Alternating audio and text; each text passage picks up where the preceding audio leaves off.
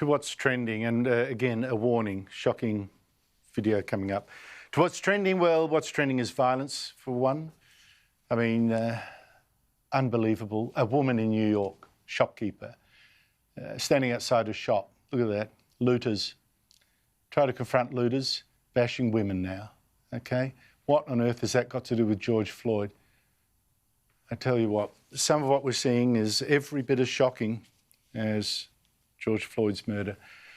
Also, talking about violence, also what's trending is Antifa. Antifa is the violent anti-capitalist group that attacked me in the street, by the way, a couple of years ago. In the United States, in Portland, Antifa also attacked another conservative photojournalist, Andy No, leaving him bleeding, and they attacked an elderly man in the same city, and now they're being blamed for some of the violence in these race riots. And President Donald Trump, in fact, says he's going to designate Antifa as a terrorist organisation, to which supporters have said, go ahead, that's not going to stop us. Everyone who's not a Nazi is Antifa, and there are millions of us. Well, joining me is Daisy Cousens, a YouTube star with her own video channel. Daisy, thank you so much for joining me. First of all, is Antifa actually behind some of the violence? Because I haven't seen direct proof of that. Andrew, Antifa is absolutely behind the violence. In fact, as usual in these situations, Antifa and the far left are behind most of the violence. I mean, you can tell, aside from anything else, from a lot of the footage that's coming out, you see them in their black bloc uniforms with their red and black flags and their masks. And also, if you look at, say, the aftermath of a lot of the protests, the Antifa tag is all over the place, of course, which is an A in a circle. So that they're very much tagging the places they've been in order to mark their presence.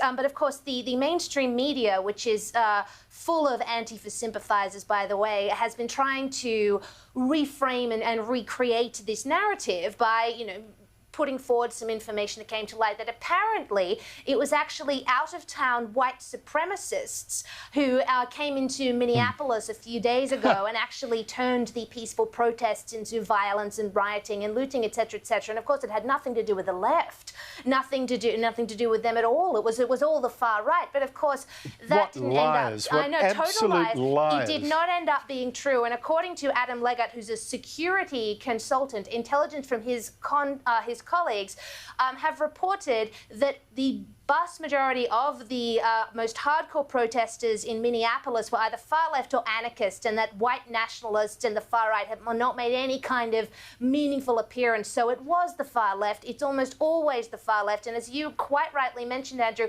it's detracting totally from the true meaning of all of this, which is the appalling thing that has happened to George Floyd. And that's one of the really bad things about it that makes me so angry. Yeah, I just wonder whether they should be declared a terrorist outfit. What do you think? Absolutely, they should be declared a terrorist outfit. I mean, what they do is textbook terrorism. It's engaging in violence for the purposes of politics and ideology. I mean, that right there is terrorism. The problem that Donald Trump faces, of course, legally in designating them a terrorist group is that there's no law in America that actually allows the government to designate an organization in America a specifically domestic terrorist group because it's unconstitutional. There are possible clashes with the First Amendment and the Second Amendment, of course, the right to free speech and the right to bear arms, which is arguably why the KKK has never been designated a terrorist organization, because it's a wholly domestic group. Antifa, however, is not a wholly domestic group. They have a number of international chapters. They have a lot of them, particularly in Germany. There are plenty in the UK. And of course, as you well know, there are a number in Australia. I mean, you yourself were attacked by them on the street. They are very, very much an international group. So Trump, like the fact that he's tweeting about it, indicates he's fairly sure that perhaps he has some legs here. And if he manages to do that, well, that will likely open up a whole lot of extra legal options that he will have in terms of dealing with them. Well, we'll see where that one goes. Meanwhile, Daisy, we see a lot of left-wing celebrities donating hundreds of thousands of dollars to bail out protesters arrested in the riots. See celebrities like actor Seth Rogen, Steve Carell, and model Chrissy Teigen, who herself donated $200,000. Does that mean they're providing bail for the kind of people arrested for looting shops or violently attacking police, even dragging a policewoman in Chicago along the street, or attacking that female shopkeeper we saw in New York at the top of this segment? Well, it would seem that they are perfectly happy to bail those kinds of violent thugs out, and obviously perfectly happy to admit it. I mean, Chrissy Teigen has been particularly bad on Twitter. She's been actively encouraging the violence and, of course, donating a vast amount of money in terms of their bail funds. But you've got to remember, Andrew, these people are very much of the mindset that their way is the only way, that Donald Trump is an evil fascist racist, and therefore their rebellion is justified by any means necessary, which includes, fighting capitalists and punching and potentially killing people. They think they're perfectly justified in doing this. It's extremely Machiavellian. It's very sort of post-Lenin in a funny sort of way. It follows that whole philosophy. So they're unashamedly doing it because they firmly believe they are in the right, and that to me is disgusting. Yeah, but I wonder what they're really doing. They're playing games. They're striking poses on the edge of a volcano. I wonder if the rioters turn up at their mansion, are they going to call the cops, or are they going to go outside throwing money at the mob, saying, "I'm on your side, here's my cash"? They'll be going, 9999, don't you worry about that.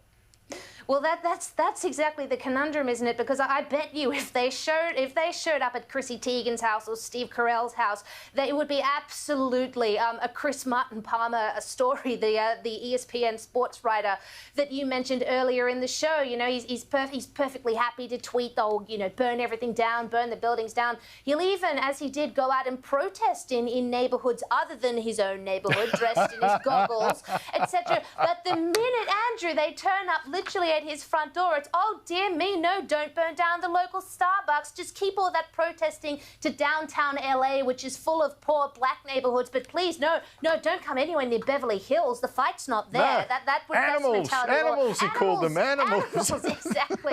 But that's characteristic of all of them, I think. Oh, Daisy, look, this has been such a horrible weekend. I've told my wife, don't show me this stuff on TV. Turn it off. I can't stand it, because I think it might be our future one day. Daisy Cousens, thank you so much for your time. Thank you, Andrew.